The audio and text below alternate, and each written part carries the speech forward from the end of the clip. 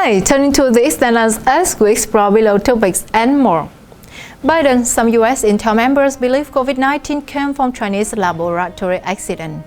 Senate passes Hawley, Braun bill for Biden admin to declassify intel on Wuhan law. Mayoral candidate who supports cutting Atlanta police funding dropped by car thief in broad daylight. Facebook no longer banning posts suggesting COVID-19 was man-made. DeSantis, people moving to Florida overwhelmingly registering as Republican, including Democrats. Welcome back to the Eastern Lands. I'm your host, Katherine Dang. We will be posting exclusive episodes daily you can only find in the Eastern Lands, so we invite you to like and subscribe. And let's start today by talking about Biden. Some U.S. Intel members believe COVID-19 came from Chinese laboratory accident. President Joe Biden said on May 26 that the U.S. intelligence community (IC) believes there are two likely scenarios that may have caused the CCP virus outbreak in China, noting that a significant number of officers believe the virus was spread due to a laboratory accident. His statement, released by the White House, comes amid officials saying they don't believe the virus developed naturally, contradicting the official narrative of the Chinese Communist Party, which has said the virus was spread through a wet market in Wuhan, Hubei province. In late 2019, in recent days, a growing number of officers, including U.S. National Institute of Allergy and Infectious Disease Chief Anthony Fauci, have suggested that the virus didn't develop naturally.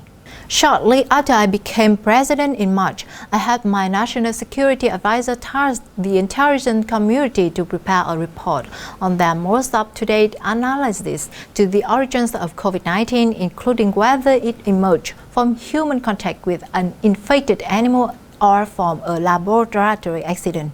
Biden said, as of today, the U.S. intelligence community has coalesced around two likely scenarios but has not reached a definitive conclusion on this question.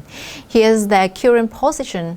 While two elements in the IC leans toward the former scenario and one leans more toward the latter, each with low or moderate confidence, the majority of elements do not believe there is sufficient information to assess one to be more likely than the others. Next, we're going to talk about Senate passes Hawley, Braun bill for Biden admin to declassify intel on Wuhan law.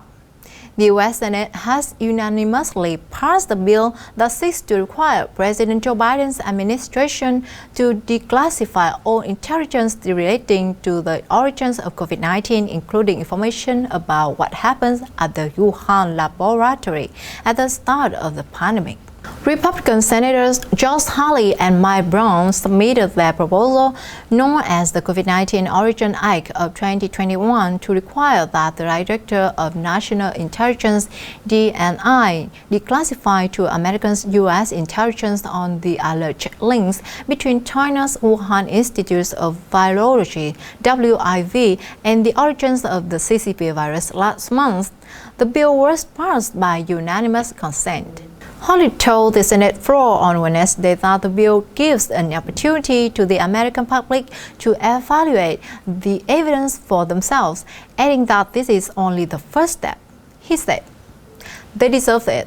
Their government owns it to them, and it's time to act. They deserve to have this government hold accountable that nation which started this virus, whose lies about this virus turned it into a global pandemic, whose lies about this virus prevented our country and many others from being able to address it effectively in time."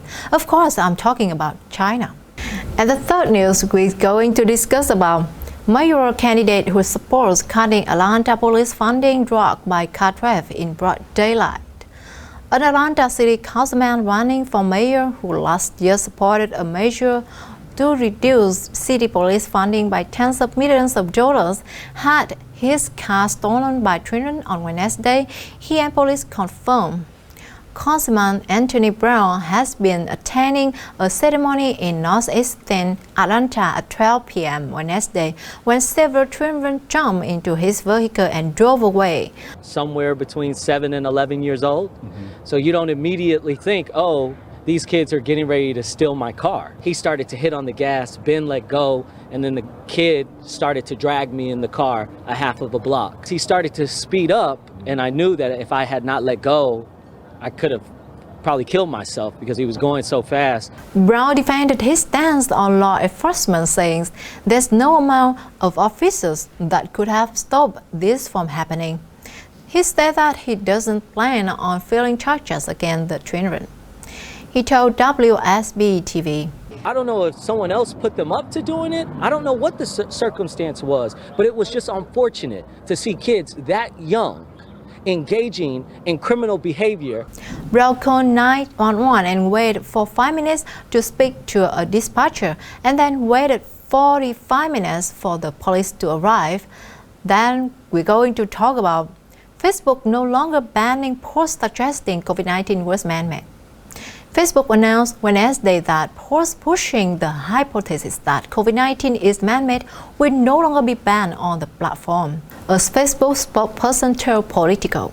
In light of ongoing investigations into the origin of COVID-19 and in consultation with public health experts, we will no longer remove the claim that COVID-19 is man-made from our apps.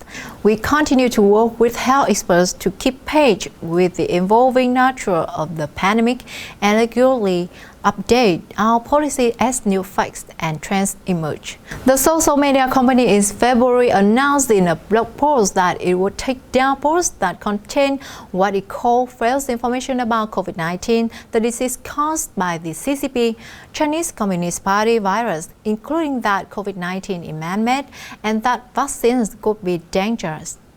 And finally, we're going to talk about DeSantis. People moving to Florida overwhelmingly registering as Republicans include Democrats. Florida Governor Ron DeSantis said that people moving to Florida from other states are overwhelmingly registering as Republicans, and that includes Democrats who fled their states due to COVID-19 restrictions. DeSantis told Fox News Wednesday. So it's interesting with Florida, like the media at the beginning of this said Florida's bad. And I think it's because they wanted to damage Trump in Florida, they wanted to damage me. So they just kept saying it was bad, even though the facts didn't say. Like literally last April, they're saying Florida's doing worse than New York. New York was like 10 times worse. DeSantis, a Republican, has resisted lockdowns in a move that has drawn criticism from some Democrats and corporate media outlets. In recent months, the governor has issued executive orders or side bills ending statewide mask mandates, local emergency orders to necessitate lockdowns, and preventing so-called vaccine passports system from being implemented, measures that have been near universally praised by conservatives. And so I think what it did is the people that buy those phony narratives for these media, they probably aren't coming to Florida. But most people see through it. But the people that see through it, they think like us. And so I think a lot of these people are coming. I think they're registering as Republicans overwhelming. And I also have come across a lot of people who, quite frankly, were Democrats. The lockdowns turned them into Republicans. And that's all for today, my friends. What do you think? Let me know below. If you like what you heard, don't forget to share it with at least one of your friends, because everyone deserves to know the truth. Thanks for tuning into the East Islands. I'm Katherine Dang, and see you next time.